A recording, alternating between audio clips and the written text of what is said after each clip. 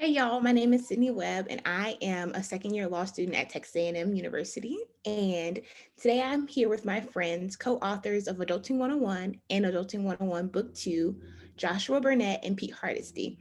Thank you guys for being here with me today. A couple questions about your writing process. So you guys have done this twice now. Josh, could you tell me, Josh and Pete, we'll start with Josh. Can you tell me what would you say to younger writers out there or someone who feels like they have a book inside of them and they want to do the same thing that you guys have done? First off, that's awesome. Like that is so exciting that you have something inside of you that you want to share with the world. And that just speaks to your desire and to want to serve and care for other people well. And so I first want to say foster that excitement and energy and desire to launch something well.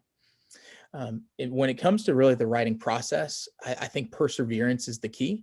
There's nothing more essential about what is being done than realizing that it's going to be very much a grind, and that's okay. That is a big part of the process. So continue to practice, continue to persevere, get experience in whether it's writing that book or working on that movie, and do other things that you enjoy doing that help to build that skill set as well. Learn from others that have written or have maybe produced a movie or whatever the field is that you're looking to pursue.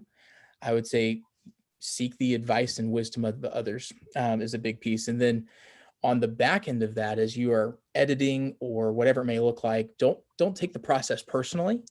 The fact that you have poured your heart and soul into such an accomplishment is incredible, but realize that having folks that come in from the outside that can look at something and say what is good and what needs to be changed is such a valuable piece of this whole process.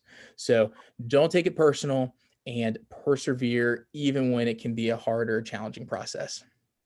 That's great advice. Thank you. Pete, I want to ask you the same question. What would you say to younger writers out there? Thanks, Sid. I think the first thing would be pay attention to how you feel and how certain things in life make you feel.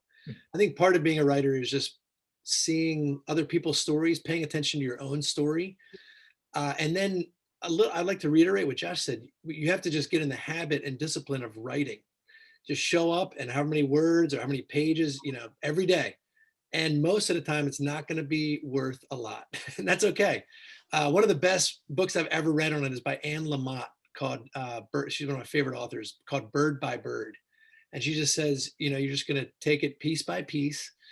You just keep getting something down. And every now and then you'll kind of stumble across something that's gold. Uh, I'd also say don't edit while you write. Don't worry about getting all the grammar right or the spelling even. You just write. And also get somewhere that you kind of taking notes on life as you're watching and seeing. I try to pay attention to my emotions as things that would be worth sharing with others and would encourage or empower others as well. So and the last thing I'd say is just it's worth it. Hmm. If you feel like you want to be a writer, you want to tell a story or have a story to tell, it's worth it. So give it a whirl and try. And it is a skill. For some people, it's a gift. For some people, it's a skill. I think for Josh and I, we both say it's probably a skill for both of us. Neither one of us are gifted writers. But like you said, we just hammer it out, keep showing up, and it is a skill you can build. So hopefully this book's a little better than the first one. But we think it is. We think it's actually much better. But they're both good, But so yeah, good luck, and it's worth it. Give it a whirl. Perfect. Great advice. Thank you so much.